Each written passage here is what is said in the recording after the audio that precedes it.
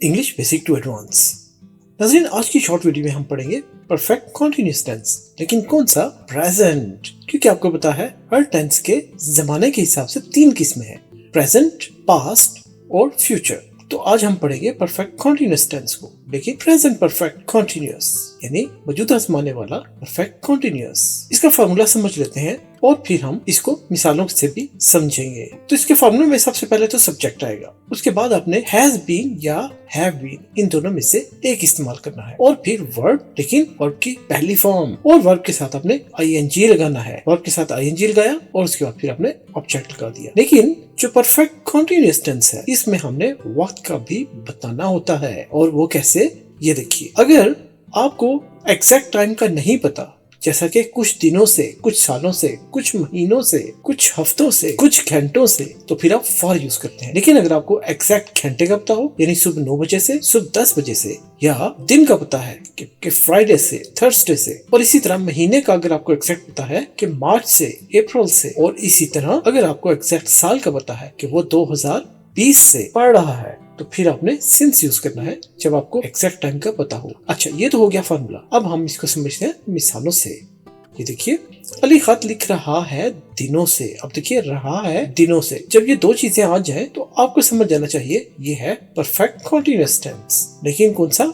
देखिए, रहा है प्रेजेंट, तो इसकी इंग्लिश बनेगी, देखिए, अली हैज बीन। अब अली चूंकि सिंगल है, एक है, अकेला है, वाहिद है, इसलिए हैज का इस्तेमाल हुआ। लेकिन अगर ये जमा होते तो फिर हम हैव बीन इस्तेमाल करते। तो अली हैज बीन राइटिंग, देखिए राइट वर्ड लिखने की इंग्लिश, और उसके साथ आईएनजी, देखिए ING writing, a letter object आ गया। और फॉर डेज, दिनों से। अब देखिए, हमें नहीं पता कि वो किस दिन से लिख रहा है, लेकिन दिनों से लिख रहा है, तो इसलिए हमने फॉर यूज किया। एक और मिसाल देखते हैं। हम 9 बजे सुबह से क्रिकेट खेल रहे हैं। अब देखिए, एक तो हो गया रहे हैं, और दूसरा देखिए 9 बजे सुबह से, तो ये भी हो गया प्रेजेंट परफेक्ट कॉन्टिन्यूअस टेंस। वही देखिए, अब सब्जेक्ट हो गया वही, हम हैव बीन। अब देखिए, वही जमा है, इसलिए हमने यहाँ से हैव बीन उठाया। अब यहाँ पर हैज बीन नहीं लगेगा। और उसके बाद प्ले है, खेलने की इंग्लिश, उसके साथ आईएनजी का इजाफा प्लेइंग, और क्रिकेट हो गया ऑब्जेक्ट। उसके बाद अब देखिए सिंस 9 AM। अब चूंकि हमें टाइम का पता है, एग्जैक्ट घंटे का पता है, तो इसलिए हमने सिंस यूज किया, सिंस 9 AM। एक और मिसाल देख लेते हैं। मैं 2 घंटों से एक सिर खा रहा हूँ। देखिए, यहाँ पर वक्त का क्लियर नहीं है, इसलिए फॉर यूज होगा।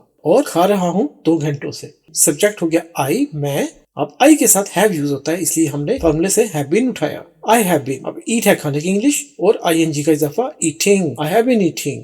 ऑब्जेक्ट है एन एप्पल, ऑब्जेक्ट जिस पर काम हो रहा हो। तो किस चीज पर काम हो रहा है? मैं सेब खा रहा हूँ, तो सेब पर काम हो रहा है, इसलिए एप्पल आ गया ऑब्जेक्ट। और उसके बाद जैसा आपको बताया, फॉर 2 आवर्स, देखिए फॉर 2 आवर्स, 2 घंटों से। I have been eating an apple for 2 hours, मैं 2 घंटों से एक सेब खा रहा हूँ। English basic to advance YouTube channel पर जरूर विजिट कीजिए आसानी से इंग्लिश सीखने के लिए।